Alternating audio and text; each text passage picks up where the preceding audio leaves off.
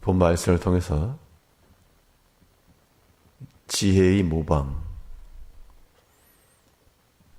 지혜의 모방이라는 제목으로 하나님의 말씀 증거하겠습니다.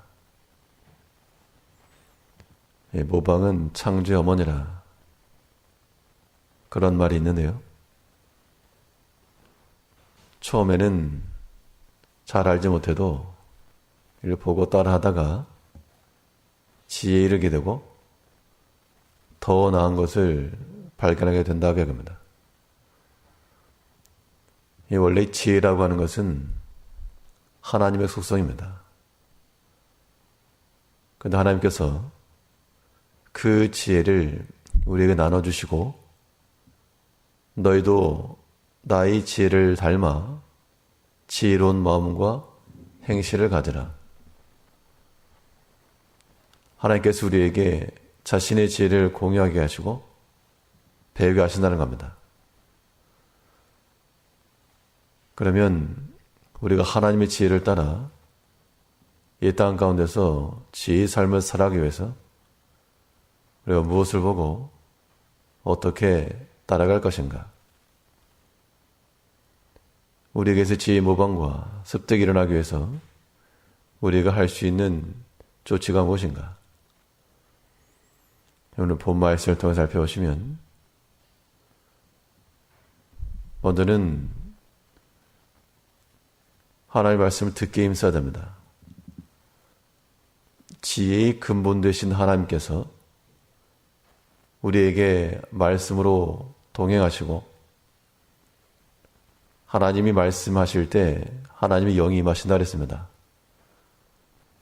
지혜의 하나님께서 어떻게 이 세상을 창조하셨고 어떻게 죄인을 구원하셨으며 어떻게 원수를 사랑하고 또 어떻게 경건하고 부지런한 자가 될 수 있는지 그 교훈의 도를 우리에게 자세히 풀어 설명하고 계시므로 그것을 듣고 하나님의 지혜 가운데 나아가야 됩니다.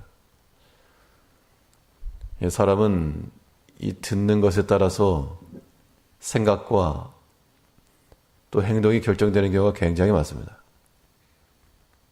누구에게 듣는가? 우리가 듣는 그 소스가 무엇인가? 라고 하는 것이 굉장히 중요한데요.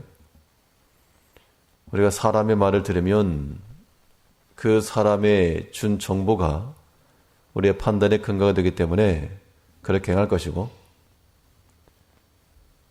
하나님의 그 지혜를 따라 그 말씀을 잘 들으면 우리의 모든 행실 가운데 판단은 하나님의 그 지혜의 말씀을 따라 나오는 겁니다. 지혜를 얻는 자, 하나님의 말씀을 부지런히 듣고 그 말씀 가운데 가야 됩니다.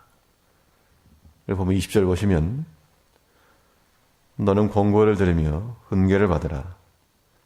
그리하면 내가 필경은 지혜롭게 되리라. 참 아는 것이 부족했는데 경험도 없고 실력도 없는데 이러한 것을 만회할 수 있는 길이 하나님 말씀 듣는 거에 있다 그랬습니다. 하나님은 세상보다 높고 사람의 생각보다 더 큰 생각이기 때문에 우리의 경험이 부족하고 지식이 짧을지라도 하나님 말씀을 듣고 그대로 순종해 나아가면 그렇지 아니한 세상의 많은 경험자와 지혜자보다도 더 바른 판단과 지혜의 삶을 살아가는 겁니다. 이 세상의 기준이라고 하는 것은 어떻게든 성공하면 되니까 속여도 되고 거짓을 해도 되고 성공만 해라. 내가 살기 위해서는 다른 사람 찍어 눌러라. 이것이 세상의 기준이라서 그런 것에 귀를 기우는 사람은 권모술수를 마다하지 않고 눈에 보이는 것을 따라하게 되어 있습니다. 육체의 소욕을 따라. 그러나 하나님의 그 지혜를 듣는 자들은 거짓과 속이는 것으로 성공할 수 없고 진실한 자가 이길 것이라. 그 주의 말씀에 아멘하여 나가는 자들은 모든 일에 있어서 속임과 거짓 없이 진실하여 나갈 것이요. 그 주의 약속에 따라 필경은 지혜가 되고 이기게 된다는 겁니다.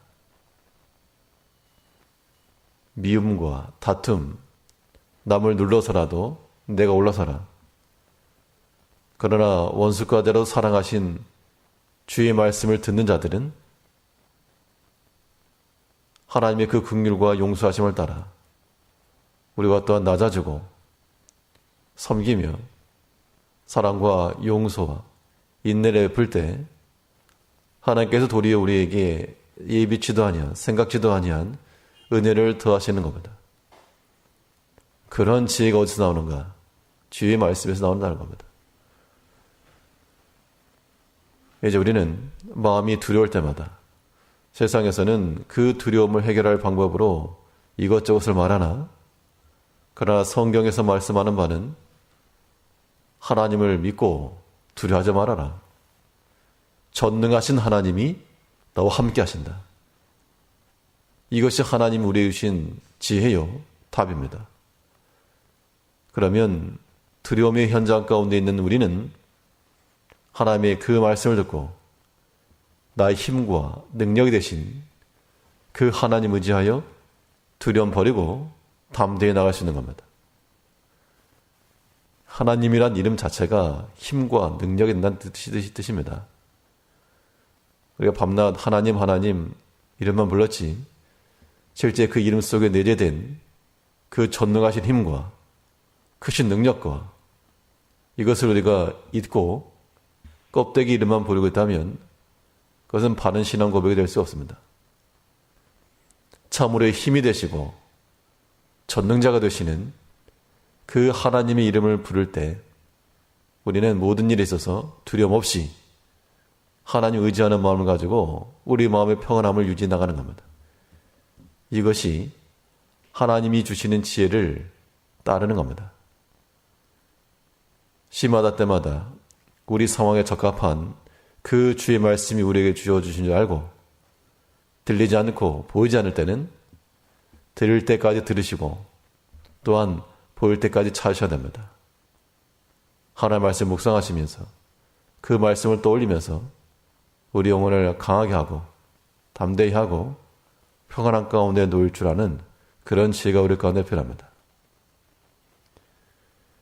이런 하나님의 지혜가 우리 가운데서 반복이 되기 위해서는 들을 뿐만 아니요 또한 들은 말씀을 적용시켜 나가야 됩니다. 우리가 하나님의 말씀을 듣는다는 것은 그것을 받아들이고 그대로 순종할 것까지 포함된 겁니다. 단순히 정보로서만 듣는 것은 우리에게 지혜가 될 수 없고 주의 말씀을 따라 순종하여 행할 때 그것이 우리의 지혜가 되는 겁니다. 이 기독교를 가리켜 선순후지의 종교라고 했습니다. 지식이라고 하는 것, 지혜라고 하는 것은 주의 말씀을 따라 먼저 순종한 후에 확인하게 되는 것이다.